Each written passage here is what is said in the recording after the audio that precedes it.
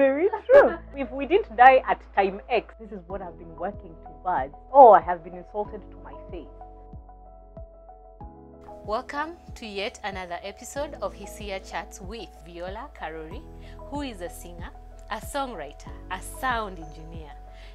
When she was 8 years old, that's when she discovered she wanted to be a singer or to be in the music industry. After high school, she was signed for Big Ted and Big Kev. She always knew that she wanted to operate on her own and she wanted to open a studio for that matter. She was a producer at the Coke studio, and at one point she even ran the concert for Trey Songs. She is the most beautiful soul you will ever meet. Karibu Viola. Oh, you make me want to cry.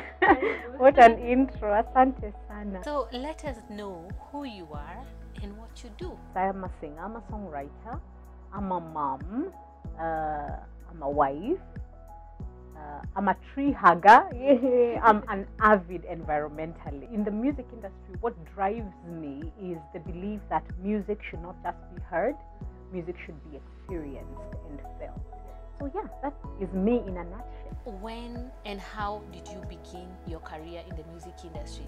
I ask this because we've been doing this series and we have very many available male people in the music industry, but very few females.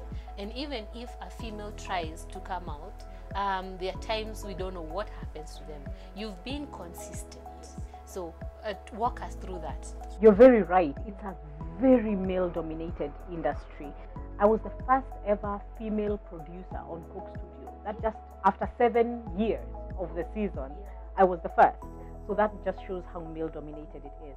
But let me start my journey in 8. I was 8 years old.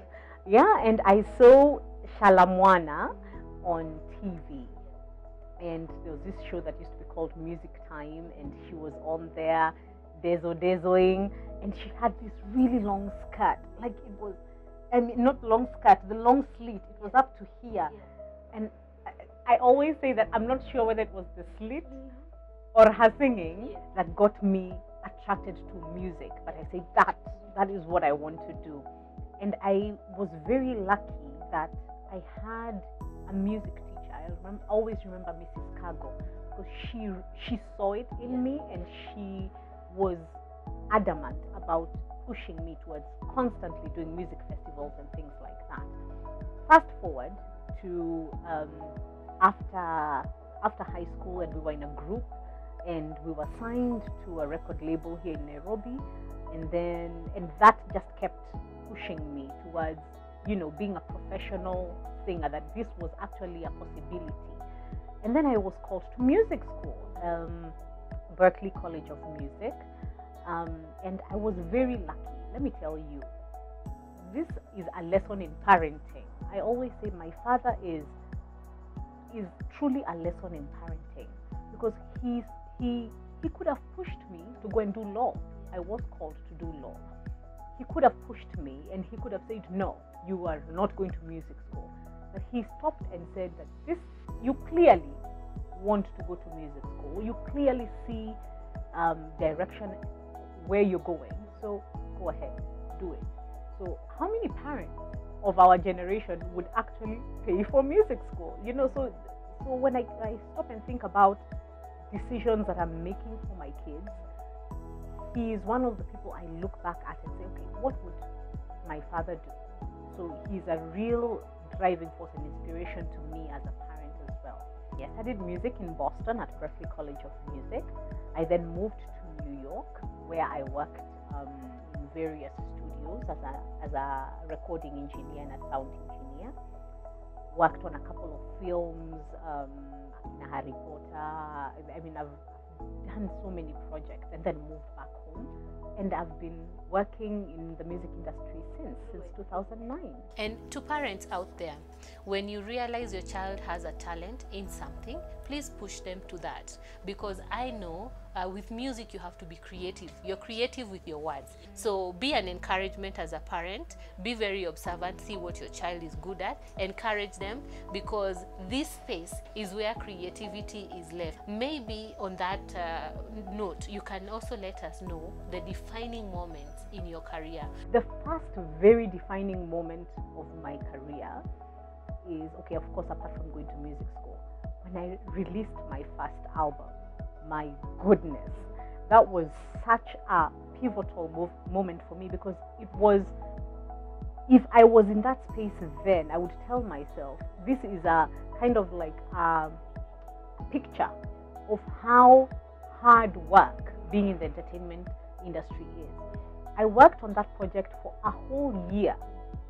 Blood, sweat, and tears went into that album. It's called Everything, on iTunes and the rest. I was in New York performing my album for the first time with my band, and it was, my goodness, this is it. This is what I've been working towards pretty much my whole life. And the songs in that album were the journey of my life up until that point. So that was such a huge moment for me. Another huge highlight for me was being on Cook Studio, because number one, as I mentioned before, I was the first ever female to be a producer on the show, and I did a whole episode. It was this, I felt this weight on my shoulders. You know, you're the first, you better live up to it, and you better live up to it, not as a woman, but as a producer. Because yes, you're the first female, but are you at par with all the other producers? So that was my challenge, that they don't just see me as, oh, she's just a chick producer, but no, she's a producer. But that was such a huge moment for me, and I got so much response after that episode aired, because there were so many women who were, you've inspired us, you know, those kinds of messages.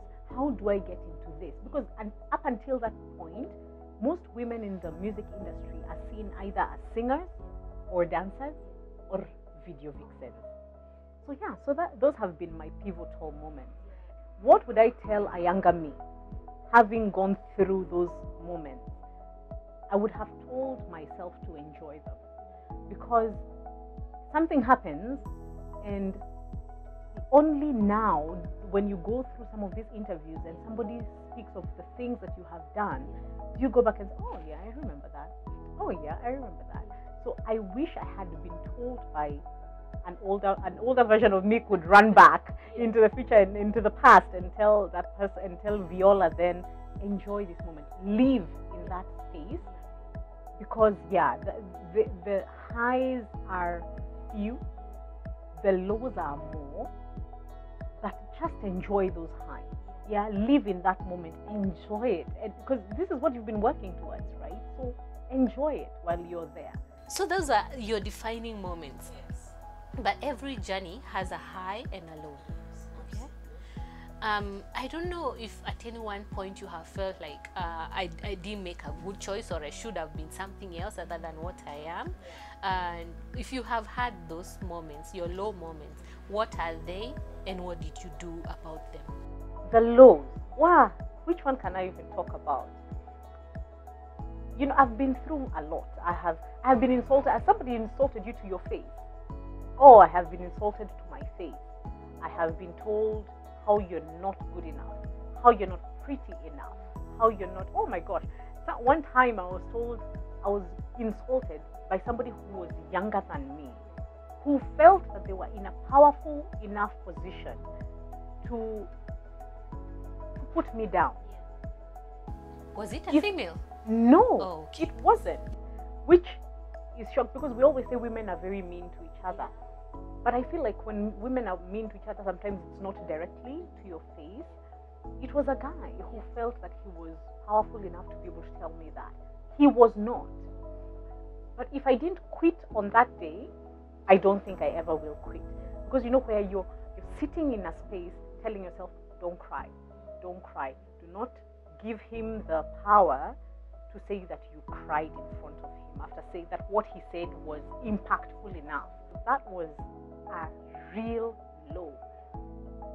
You know, I've had many where you say that you've been locked out of a certain group or a certain cartel because your competition that is not wanted, or so I've I've walked a tough journey. And I can relate to that, and I know most people can relate to it, because in the music industry there is a notion that you have this, to be this Barbie doll. So when you bring out you're not pretty enough, I can imagine they're trying to bring the Barbie doll look. Yes, I don't fit a into certain that. Yes, a certain criteria of what pretty is. Exactly, them. exactly. Yeah. But you're the most beautiful person. Oh my- Today I did my hair this way to go with your gig, because you always inspire me because of how you are.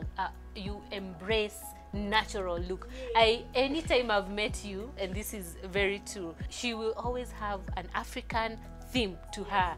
Her hair plaited. She doesn't do those weaves and stuff. So I like that about you, and you are beautiful inside and out. And I know you know that, because even in your videos it comes out. You make me want to feel sassy, and I'm sure you make so many other people want to feel that way. I'm glad I do, because that is a huge goal for me.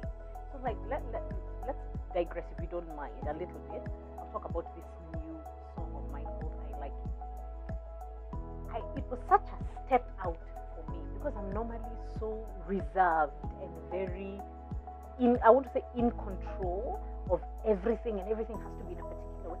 And I felt so free and liberated when I was doing this song, that I just let go all inhibitions, and said, I'm going to be this sassy self that is normally hidden inside these walls that I package around me. So I'm glad that it came through. And do you have any other low moment maybe you can mention? Because I feel a lot of us, a lot of females, when you're trying to make it in the creative industry, then you have to give up your realness. Yes. And you've always been real and conform to what is expected. Maybe you can, Another thing that's normally quite constant in the music industry is, especially for women, I'll say, people who will refuse to help you unless you offer other services. And being propositioned, I'm this kind of person. I ignore it. I pretend that I can't hear you, or I can't see your proposition, because a lot of people find I don't know whether I put out a very stone face. Nobody can tell me anything. People kind of don't tell me things straight.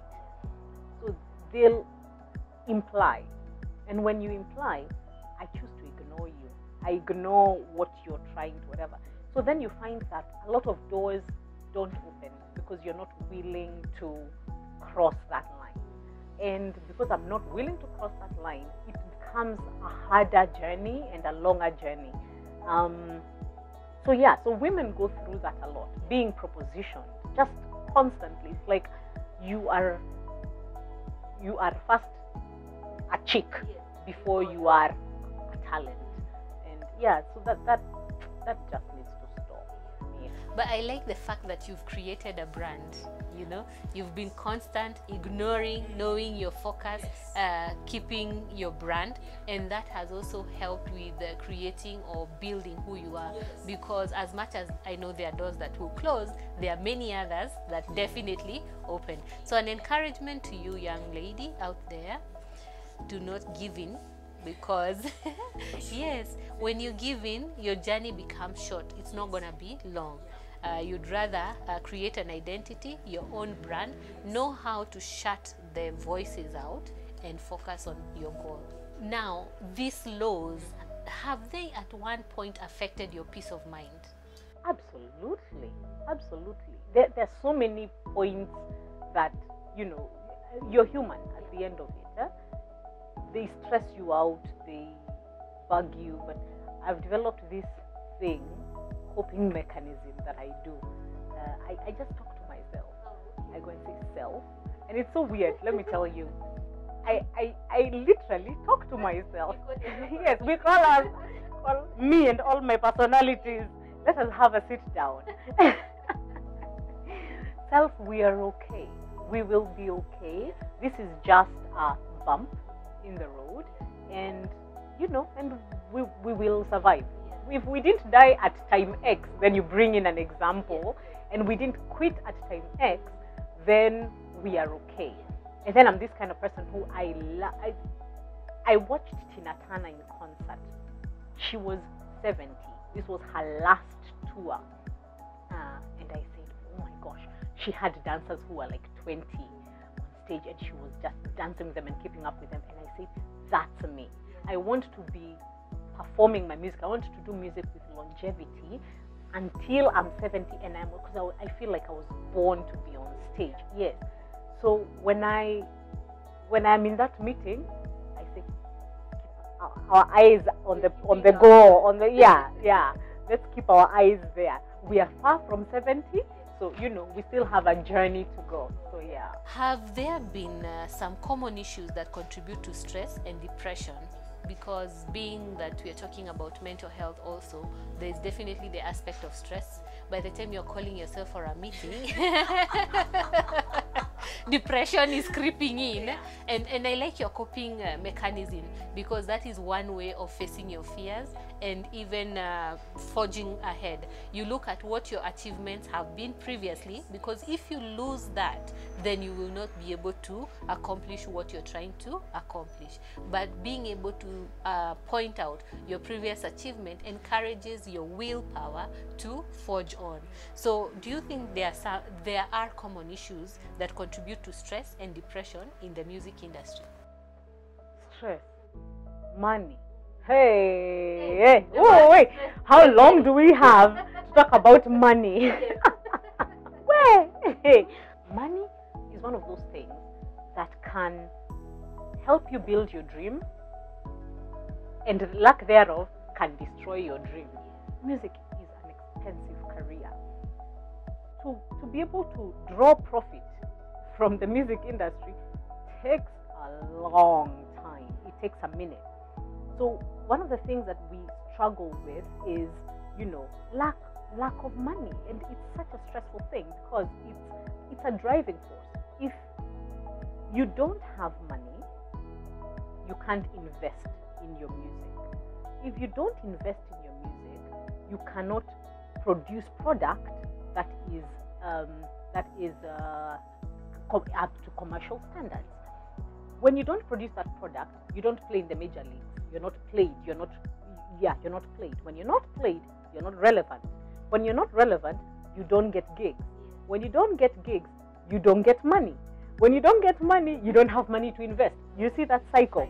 It's a cycle. So money is a very stressful item. And if we even go very directly to this point in time where we are going through this corona phase, most of our money comes from gigs. We are not gigging. You know what I'm saying? There is nowhere to go.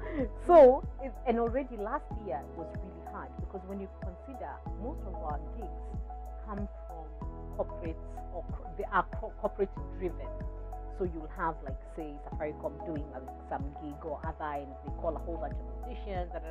So a lot of our gigs are corporate driven or corporate backed. Once the economy starts dipping, the first thing that is pulled off is the entertainment budget. It's not a necessity. However, it makes us feel good. So from last year, we were not in a good space, the entertainment industry. Then 2020 hit, and we're all saying, this seems to be picking up. By the time Corona was hitting like this, and everything got cancelled, and so now on top of a terrible 2019, 2020 is deeming worse. So now we can't gig. So now this money that we were supposed to help build our careers does not exist. So a lot of musicians are in a terrible space right now. And the worst part is you don't know when it'll get better, because once Corona is finished, or when we go back to normal life, it will be a minute before companies are willing to invest again into. So it's a very stressful point right now for musicians. And this makes me wonder, are there like investors or private equity firms that invest in musicians or talented people, then they wait for the return? Is there something like that? Or not really, because there are few. Let's put it this way. I won't say not really, but I'll say they are very few. Because, as I said, the investment in music, you have to be a very patient person to see returns. Because returns a lot of times are less than the investment. And if they are equal to, you have to then take and return them into the investment. So it's very hard to draw profit. It takes a very long time to draw profit. So a lot of private equities who would be willing to put the money, see, they have to see their return, and you cannot exactly show monetary return. In your opinion, what can be done to reduce these effects of the stress? You said money, you said stress. What can be done? As you said, private equities, of course, people to invest in the music industry, because I think if there is a larger investment, then people are willing to put more effort to ensure that it succeeds. But when it's one person, you can't be the one person funding one project and expect that one project, once it materializes, will revolutionize the industry and fill it with returns. But the more we have, then we are growing more artists, and the music industry will just grow generally. Like in our neighboring countries, the music is thriving there. So investment would really be a good way to reduce our stress. There's one other point that I wanted to discuss. This one is very targeted towards women. Dating and partners. Whoa, gosh. Ooh, wee. Hey, my friends. How much time do we have? So, women have such a tough time in the music industry. As you said, you have a lot of men who have come for the interviews, but barely any women. Women drop out of music. Yes, because of money, yes, because of whatever other issues. But I want to say the primary reason is their partner. You'll find a girl or a lady who wants to do music. They are dying to do music. They are good at it. Then you start dating. And then this guy sees you. It's probably not serious in his head, your career path, until the day he sees you on stage or he sees attention coming your way. And that day at night, career, I'm not seeing how. So you have that may not even be your spouse. It's just somebody you're dating. So you find that we are dealing with a lot of women who are dropping out before their careers even take off, or just as they are at their peak, then somebody comes and just snatch it. Yeah. And then for some reason you feel that you must pick one or the other. If you're given a choice, pick one or the other. So you find a lot of women, and to me it's a very depressing point, because we lose a lot of talent along the way simply because somebody is not willing to let you chase their dreams. But it's okay for them to go chase to go do them, but they're not letting you do you. I wish that would be addressed. I wish women had a support group to be able to help each other with that, because I think that's a very difficult space here. I'm sure you can champion it, because one, you're a married woman. Absolutely. And that is one thing that I admire about you. And then you're a mother, and you're still in the entertainment industry. So how have you managed to keep your cool and at the same time do what you do? Because I feel there has to be an aspect of communicating what you really, really love and what you are driven to, because when you're able to put it out there, the other person may respect it. When you're not able to put it out there, they then think they have a leeway. Maybe just speak to someone who's gone.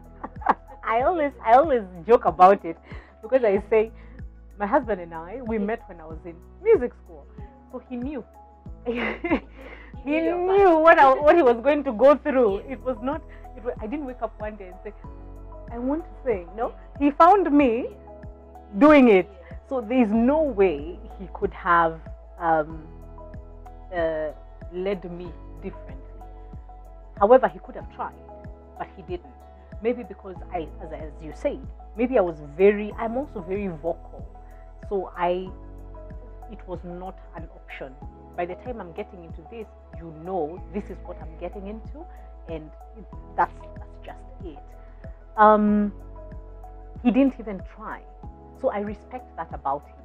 He didn't even try. And he's your number one fan as well. We compete on that space. Oh, he is. Yes. He's so... Dude, he's on point, man. He's on point. So it's not an easy balance. But the one thing that I have tried to do, I must say, I really put effort in, is putting my family away from visibility. Yeah. We are here talking about my husband. People don't know who my husband is.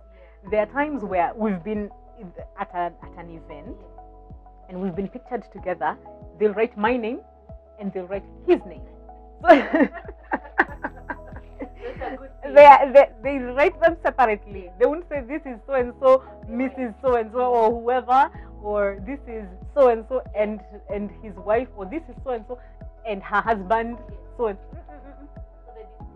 no, it helps, and I feel also that media has learned to separate it, because I don't allow them to. Because I don't talk about it, I don't preach, I'm not there posting everywhere. They are able to whatever, which also normalizes my children's life. It keeps them as happy private citizens, almost oblivious to this other life. So it's not an easy balance, but I try as much as possible to do that. That has helped a lot to separate. What I'm getting from you is that when you're a lady doing your thing, with all the stress that comes with it and the need to have companionship, when you have that companionship, you need to separate it from the media, and at the same time know how to communicate what your dream, your passion is, because it is your livelihood. At the end of the day, it can also offer support to your partner. And if you have children, also protect them from media, because if you expose them to what is happening and the industry is not so subtle, then they may fall into some stress. So that way you've managed your circle and you have gained some balance. And kids, when they're stressed, especially when they're getting towards teenagehood, then you start seeing them acting out and then imagine now them acting out in public, because now they are members of the public domain. So I agree. And that is very clever and wise. I'm happy because I am your friend and I pass that on to you. see her taking credit now. See her taking credit.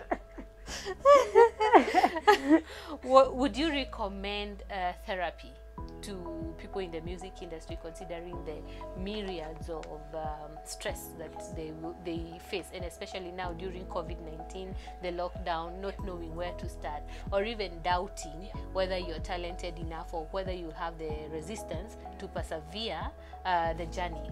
Absolutely, because people die inside with their issues. Their issues are many. Money is a huge. I know coming out of this, money will be such a huge problem. And as much as we were given a stimulus package, how many people will receive that stimulus package? And even though there are many, imagine that stimulus package divided by X thousands of people, leave alone money that will go into implementing and doing what. So people will be getting peanuts. So people will really need support post-COVID. Another issue that, of course, that issue that I was talking about partnerships and your spouses who are not in the music industry, people like that really need support. I think there's a huge need, especially for women in the music industry, for therapy. Oh my goodness, women go through a lot and they're not able to verbalize. You're not able to verbalize publicly or even to show. In this day of social media, people die with this amazing picture. Yeah, exactly. And it's so not real. It's so not real. So it would definitely be a big thing for people to be able to go somewhere to just talk it out and to be heard. And yeah. What's your advice to people who are afraid to seek therapy? Because music is therapy in a way. In a way, in itself, it makes us happy. Yes, right. It makes us but happy. You're the one. It expresses sadness. Yes. It expresses joy. Yes. It gives us comfort when you we take need away to. those emotions. Yes. But now for the receiver, for us getting entertained. Yes. What about you, who is going through sleepless nights, thinking of the right word, whom to produce, where to go to get the money? What's your advice to people who are afraid of therapy? Music is therapy to the listener, not to the creator. The same way the listener needs an outlet, you as a creative need an outlet as well. So if people seek therapy, hopefully in different ways, if they can seek therapy and they have the tools or the means, please do it, because it's so important to have an outlet. There are some people who even go to church. If that is your way of releasing, then do go to church, but don't sit on it, because you'll find a lot of people being suicidal and maybe not even being strong enough to seek help even in their suicidalness. You need an outlet. Find something to get that outlet out. If you, as Hisia, have a way of, as you say, you had money is a problem. What is have a way of reaching people to be able to do that. People in the arts who would be able to come and just find a safe space here and talk to you, and that would be a really great way to help us out. We'll take that up as you had. So reach out. We are doing these recordings for you people out there. If you're a creative, or if you know somebody who is gifted and would like to push their talent, but they face challenges, feel free to direct them to us at Hisia Psychology Consultants. We'll be ready to offer you the necessary assistance. And as you've heard, it's not a smooth journey, but you can make it as beautiful as Viola is. Aww, thank you, Viola. Thank you so much. Thank you so much for having me. Karibu. I hope I was able to pass on some of my lessons. Yes, you did, in a big way. And you're a big encouragement to the artists and to the ladies out there. Asante.